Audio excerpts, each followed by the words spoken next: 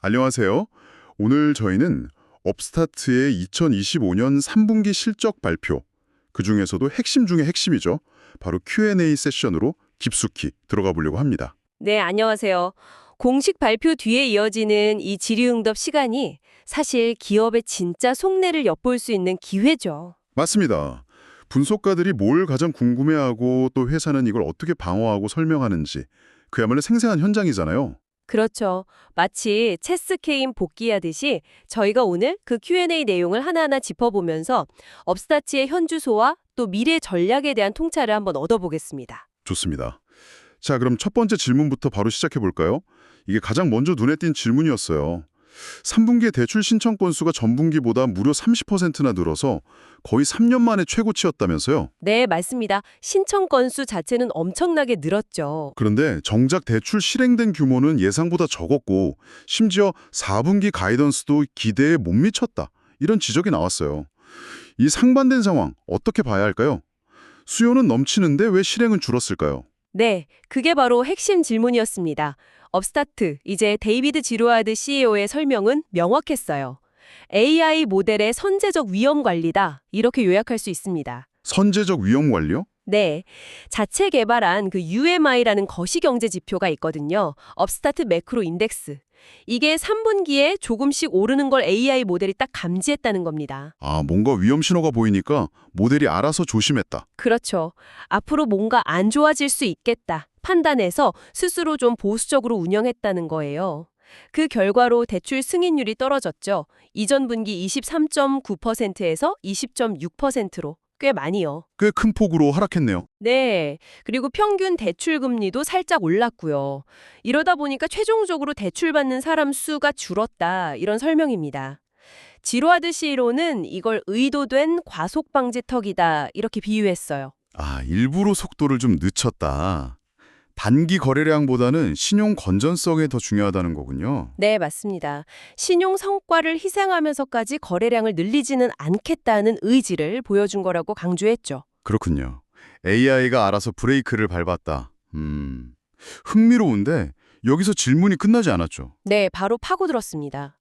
이 전환율 하락이 진짜 순전히 모델의 보수성 때문이냐, 혹시 다른 이유는 없냐, 그리고 앞으로 이런 식의 어떤 변동성은 좀 줄일 수 있느냐, 이런 후속 질문이 나왔어요. 답변이 어땠나요? 맞습니다. 지루하드 CEO는 일단 다시 한번 모델의 보수적 판단이 주된 이유였다고 강조했고요. 그 다음에 폴구 CTO가 좀 더 기술적인 부연 설명을 했어요. 아, 기술적인 설명이요? 네, 그의 말은 거시경제 상황이나 신청자 구성 변화, 이것 말고도 모델 자체가 최신 데이터를 해석하고 반응하는 과정에서 일종의 원치 않는 변동성이 생길 수 있다는 점을 인정한 거죠. 원치 않는 변동성이요? 그건 어떤 거죠? 예를 들면 데이터 샘플링 과정에서의 오류다던가 아니면 측정상의 아주 미세한 오류 같은 것들 있잖아요. 이런 게 노이즈처럼 작용해서 모델 판단에 영향을 줄 수 있다는 겁니다. 아, 약간의 노이즈가 있을 수 있다. 네. 그런데 여기서 중요한 발표가 나왔어요. 바로 이번 분기에 이런 측정 오류로 인한 불필요한 변동성을 한 50% 정도 줄이는 모델 개선 작업을 완료했다는 겁니다. 오, 50%나요? 그럼 앞으로는 좀 더 안정적으로 반응한다는 건가요? 그렇죠. 앞으로는 실제 경제 위험 변화에는 더 정확하게 반응하면서도 이런 노이즈 때문에 괜히 과민 반응하거나 불필요하게 급변동하는 건 줄어들 거다. 이렇게 기대를 하는 거죠. 뭐랄까, 모델 반응의 품질을 높였다. 이렇게 볼 수 있겠습니다. 아, 단순히 보수적이었다는 걸 넘어서 반응의 정확도, 품질을 개선했다는 게 핵심이군요. 여기서 정말 흥미로워지는데요. 그럼 구체적으로 모델이 어떤 신호를 보고 그렇게 보수적으로 변했던 걸까요? 다른 경쟁사들은 오히려 실적이 괜찮았다고 하는데 왜 업스타트 모델만 좀 다르게 본 건지 이것도 궁금했어요. 그 질문에도 답변이 있었습니다. 폴 구시티오가 설명했는데요. 업스타트 모델은 설계 자체가 다르다는 거예요. 전통적인 신용 지표, 예를 들면 연체율이나 상각률 같은 건 좀 지나고 나서 나타나는 후행성 지표잖아요. 그렇죠. 결과가 나오고 나서 보는 거니까요. 네, 근데 업스타트 모델은 그런 것보다 훨씬 더 빠르고 거의 실시간으로 감지되는 데이터를 통해서 신용 위험의 미세한 변화를 먼저 포착하도록 설계됐다는 겁니다. 실시간 데이터로 미세한 변화를요? 예를 들면 어떤 걸까요? 다른 회사들은 몇 달 뒤에는 알 수 있거나 여러 변수에 가려져서 놓치기 쉬운 것들. 예를 들어 특정 집단에서 나타나는 아주 초기 단계의 위험 신호 같은 것들을 바로바로 잡아내서 반응한다는 거죠. 아, 남들보다 한 발 앞서서 본다 이런 거군요. 네. 그렇기 때문에 때로는 시장의 전반적인 분위기나 다른 경쟁사들하고는 좀 다른 판단을 내릴 수도 있다. 그리고 그게 바로 우리 모델의 차별점이자 강점이다. 이렇게 주장하는 거죠. 물론 이번 3분기 같은 경우는 모델이 약간 과민하게 반응했을 가능성도 있다. 이 점은 슬쩍 인정하기는 했어요. 하지만 근본적으로는 누구보다 빠르고 정밀하게 위험에 대응하는 능력을 지향한다고 강조했습니다. 경쟁사들과 왜 달랐냐는 질문에는 그쪽 모델 로직을 모르니 직접 비교는 어렵지만 우리는 우리 모델이 맞다고 믿는다 이런 입장이었군요. 네, 명확하게요. 장기적으로는 그게 옳다는 거죠. 자, 모델 이야기가 나왔으니 이게 실제 신용성과 데이터로는 어떻게 나타나는지 좀 더 보죠.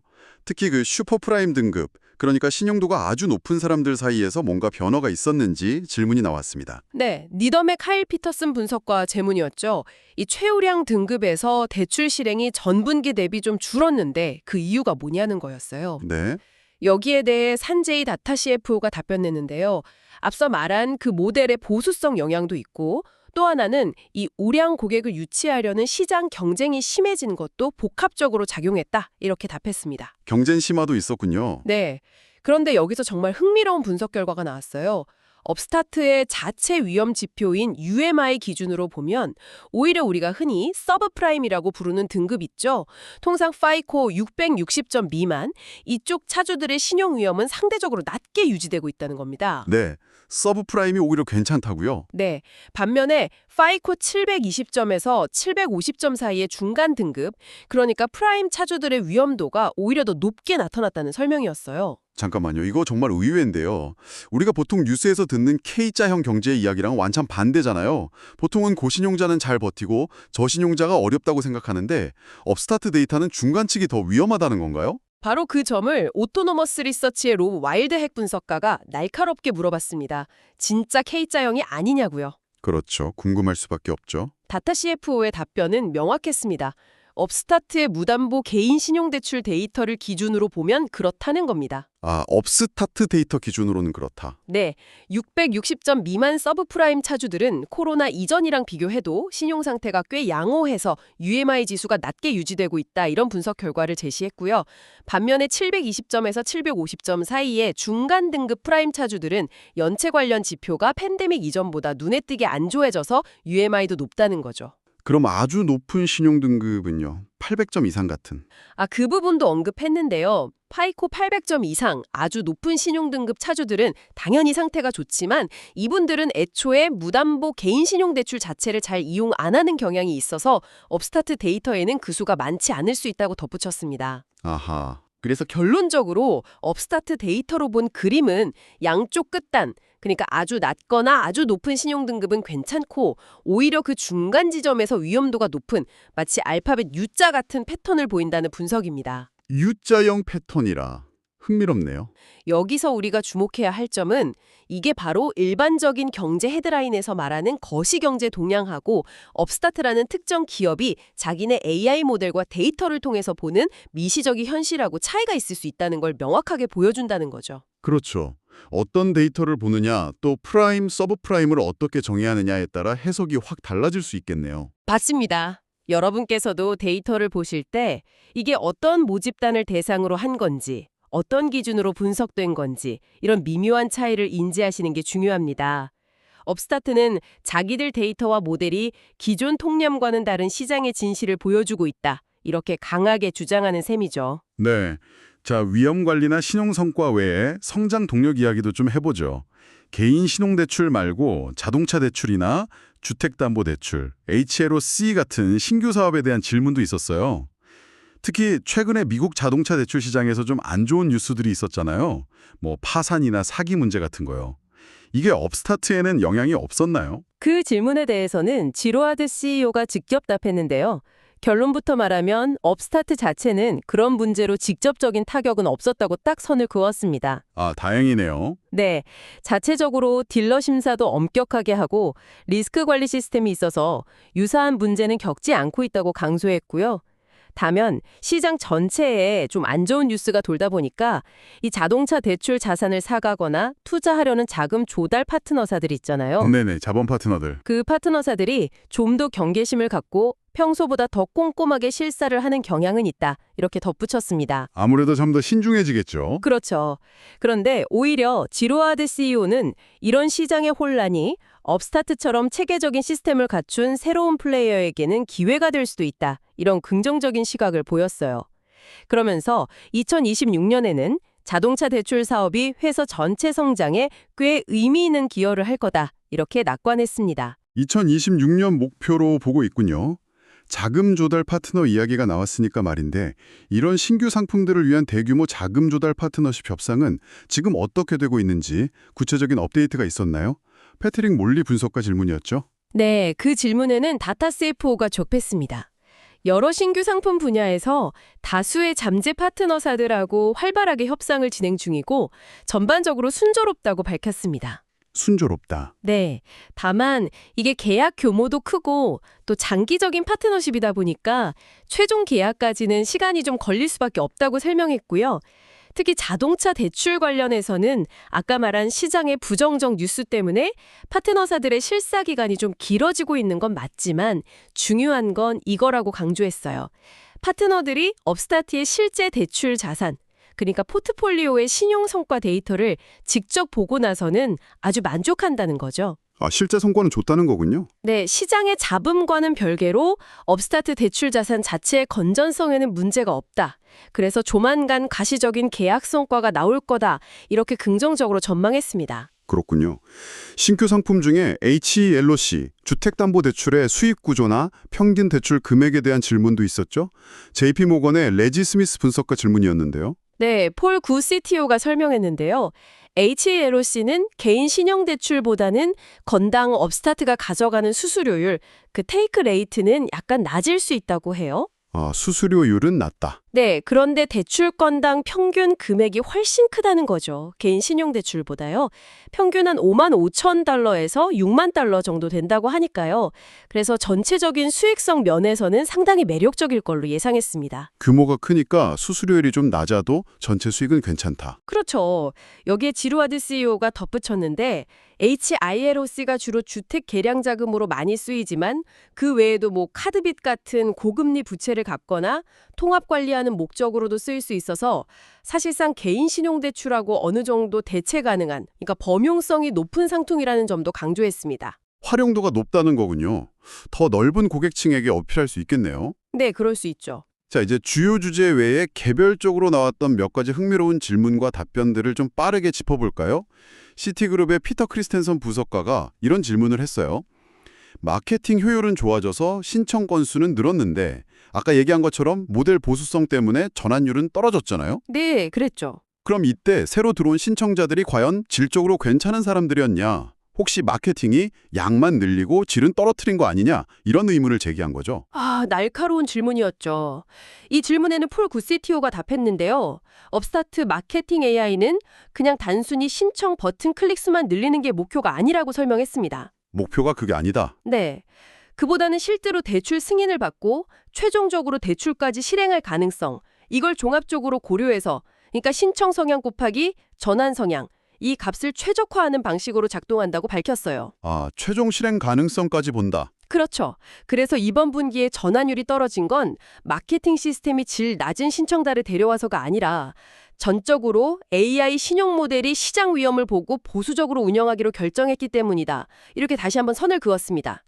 오히려 마케팅 시스템은 애초에 승인 가능성이 너무 낮은 사람에게는 마케팅 메시지를 보내지 않도록 설계되어 있다고 덧붙였죠. 마케팅 탓은 아니나 명확했네요. 또 다른 흥미로운 질문은 뱅크 오브 아메리카의 미히르 바티아 분석가 질문이었는데요. 실적 발표 때 대출 상환 속도가 좀 빨라지고 있다는 언급이 있었는데 그 이유가 뭐고 이게 신용 관점에서는 어떤 의미냐 이걸 물었어요. 네, 타타 CFO가 답변했는데요. 솔직하게 말해서 상환 속도가 왜 빨라지는지 정확한 원인을 딱 집어서 말하기는 어렵다고 인정했습니다. 원인은 불명확하다. 네, 다만 과거 저금리 때 리파이낸싱 붐 때문만은 아닌 것 같고 부분 상환이나 전액 상환이나 양쪽 모두에서 증자세가 보여서 좀 전반적인 현상으로 보인다고 했어요. 그럼 이게 좋은 건가요? 나쁜 건가요? 이게 양면성이 있는데요. 일반적으로 상환 속도가 빨라진다는 건 차주의 재정 상태가 좋아지고 있다는 긍정적인 신호로 볼 수 있어서 장기적인 신용 건전성에는 좋아요. 아, 돈을 잘 갚는다는 거니까요? 그렇죠. 그런데 단기적으로 보면 은행이나 대출 기반 입장에서는 원래 기대했던 이자 수익이 줄어드는 효과가 있거든요. 그래서 모델이 이걸 반영해서 앞으로 대출 금리를 약간 올리는 요인이 될 수도 있다고 설명했습니다. 아, 단기 수익에는 좀 안 좋을 수 있지만 장기 건전성에는 긍정적일 수 있다. 복합적이네요. 네, 그런 신호라는 분석입니다. 마지막으로 오토노머스 리서치의 롭 와일드액 분석가가 다시 질문했는데요.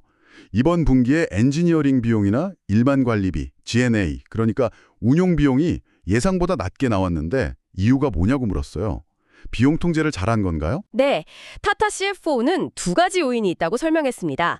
첫째는 회사가 계속 해오던 비용 관리랑 효율화 노력이 효과를 보고 있는 거고, 네, 비용 절감 노력. 둘째는 좀 기술적인 이유인데 연간 실적 전망치가 낮아지면서 임직원들한테 나갈 걸로 예상되는 성과연동 보너스 관련 충당금 있잖아요. 이것도 회계적으로 자동으로 줄어드는 영향이 있었다는 겁니다.